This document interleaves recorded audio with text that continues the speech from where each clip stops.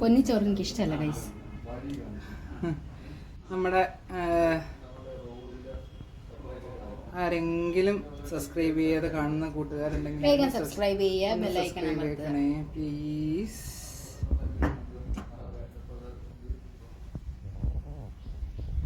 Hi friends, നമസ്കാരം.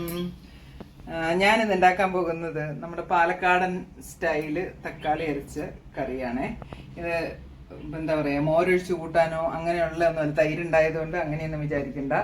ഇതിനകത്ത് തക്കാളിയുടെ ടേസ്റ്റ് മാത്രമേ ഉണ്ടാവുള്ളൂ. അപ്പൊ എന്താ പറയാ, ഇത് പല രീതിയിൽ ഉണ്ടാക്കും പാലക്കാടുള്ളവര്.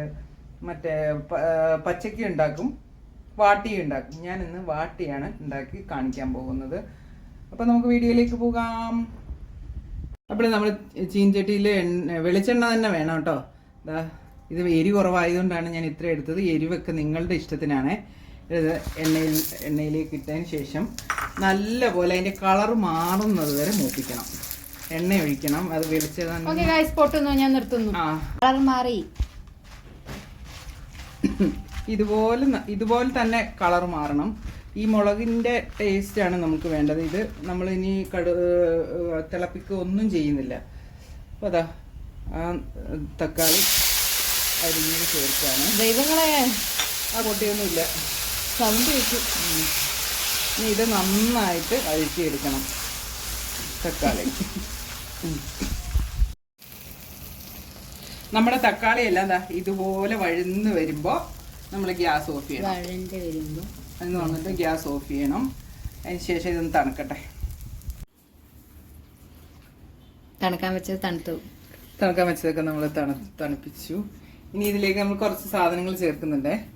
ഒരു കഷ്ണം ഇഞ്ചി, കുറച്ച് ജീരകം, ഇഞ്ചിയല്ല, കുറച്ച് കറിവേപ്പില,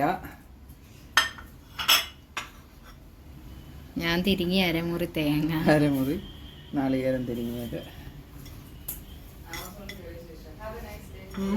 ഇതെല്ലാം കൂടെ നമ്മൾ അരച്ചെടുക്കും. നമ്മൾ ഇനി ഇത് അടുപ്പിൽ വെക്കുക ഒന്നുമില്ല. ഇനി ഇത് അരച്ചെടുത്തിട്ട് കാണിക്കാവേ. നമ്മളെല്ലാം മിക്സറിലേക്ക് വാരിയിട്ടു. എല്ലാം നമ്മൾ മിക്സിയിലേക്ക് ചേർത്ത് അത് നമ്മൾ വെള്ളം ഒന്നും ചേർക്കുന്നില്ല. ഒരു ഗ്ലാസ് തൈരാണ് നമ്മൾ ഇത് അരച്ചെടുക്കുന്നത്. നല്ല കട്ടിയുള്ള തൈര്, നമ്മൾ വെള്ളം ചേർക്കാതെ. പുളിയുടെ ഒക്കെ നോക്കണം. തക്കാളി പുളി കൂടുതലാണെങ്കിൽ തൈര് പുളി കുറവുള്ളതേ എടുക്കാവുള്ളൂ. തൈരിന് പുളി കൂടുതലുണ്ടെങ്കിൽ തക്കാളി പുളി കുറവുള്ള ടൈപ്പ് അല്ലേ, അങ്ങനെ ശ്രദ്ധിച്ചെടുത്താൽ മതി ഗൈസ്. നമ്മൾ അരച്ച് നമ്മൾ, ഞാൻ പറഞ്ഞല്ലോ നമ്മളിനി ഇത് ചെയ്യുന്നില്ല എന്ന്, അടുപ്പിൽ വെക്കുന്നില്ല എന്ന് പറഞ്ഞില്ലേ. അതുകൊണ്ടാണ് ഞാൻ ഈ പാത്രത്തിലേക്ക് മാറ്റിയത്. ഇനി ഇത് കടുക് വറുത്തിടണം.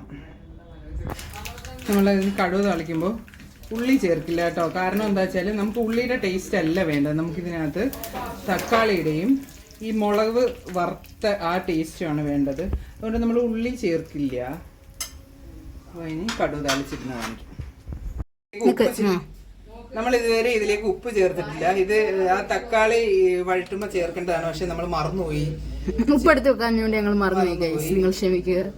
നിങ്ങൾ ഇടുമ്പോൾ കറക്റ്റ് ആയിട്ട് ഇടുക. ഉപ്പ് ചേർക്കുക. നമുക്ക് ഇനി ഇതിലേക്ക് കടുക് താളിച്ച് വയ്ക്കാം.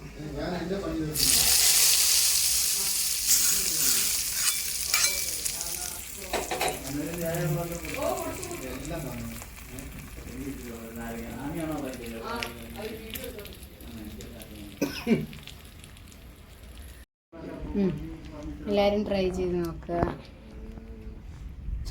നോക്കുക. അടിപൊളി ടേസ്റ്റ് ആണ്, സിമ്പിൾ ആണ്. ഒന്നുമില്ലാത്ത സമയത്ത് നമുക്ക് പെട്ടെന്ന് തയ്യാറാക്കാൻ പറ്റുന്ന ഒരു കറിയാണിത്. എല്ലാവരും ട്രൈ ചെയ്ത് നോക്കിയിട്ട് അഭിപ്രായം പറയണം. ബൈ. ബൈ.